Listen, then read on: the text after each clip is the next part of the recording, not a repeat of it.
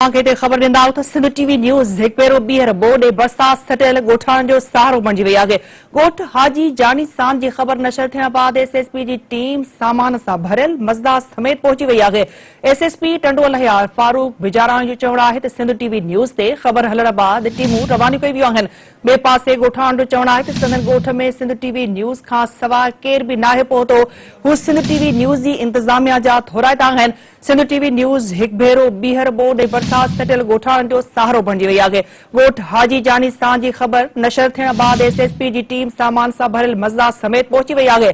SSP Tando लहियार Farooq Bijarani जो चवणु आहे त सिंध टीवी न्यूज़ ते ख़बर हलण बाद टीमूं रवानो कई वियूं आहिनि। ॿिए पासे ॻोठाणनि जो चवणु आहे त संदन ॻोठ में सिंध टीवी न्यूज़ खां सवाइ केर बि नाहे पहुतो। हिन ख़बर जा वधीक अपडेट्स मालूम करण लाइ असां राब्तो कयो आहे सिंध टीवी न्यूज़ जे रिपोर्टर गुलाम रसूल दर सां।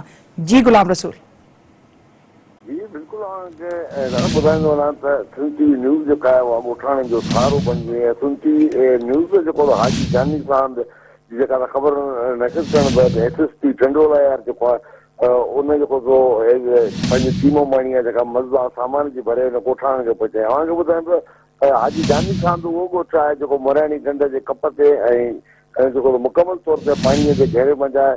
सिंध टीवी न्यूज़ जेका हुई तक़रीबन 1.5 खां 2 किलोमीटर जेको आहे हिकिड़ी नंढड़ी ॿेड़ी हुई उन ते सफ़र करे जेको हुन ॻोठ मंझि पहुची ऐं हुन ॻोठाणनि जा जेका यूज़ वरिता हुआ ऐं सिंध टीवी न्यूज़ ते नशर थी हुई। हुन खां पोइ जेको आहे एसएसपी टंडो लहियार जेको आहे उन जेको आहे सामान एसएसपी टंडो लहियार जेको सिंध टीवी न्यूज़ ते जेका ख़बर हली आहे ऐं उन खां पोइ असांखे ख़बर पई आहे त इन ॻोठ मंझि जेको आहे का जेका टीम न पहुची सघी आहे ऐं सिंध टीवी जी ख़बर ऐं ॻोठाणनि जेको आहे सिंध टीवी न्यूज़ जी इंतज़ामिया खे जेको दुआऊं कयूं था जेका सिंध टीवी न्यूज़ जेका हुई उन जी जेका टीम हुते असां वटि पहुची। छो त उहो ॻोठ अहिड़ी जॻह ते हो एॾो त पाणी में जो जेको केरु बि हुजण जे लाइ हिन वक़्तु ताईं ज़िले इंतज़ामिया या सिंध हुकूमत या जेके ॿिया जेके रिलीफ ॾींदड़ जेके इदारा आहिनि को बि जेको आहे उन ॻोठ में हिन वक़्तु ताईं न पहुची सघियो। सिर्फ़ु सिंध टीवी न्यूज़ ऐं जेको हुन खां पोइ एसएसपी जी टीम जेका हुई उहा जेका पहुती आहे जंहिं ॻोठाणनि खे जेको तक़रीबन खाधे पीते जे ऐं राशन जेको सामान आहे उहो मुहैया कयो आहे। जी ठीकु आहे गुलाम रसूल अपडेट करण लाइ वॾी महिरबानी तव्हांजी।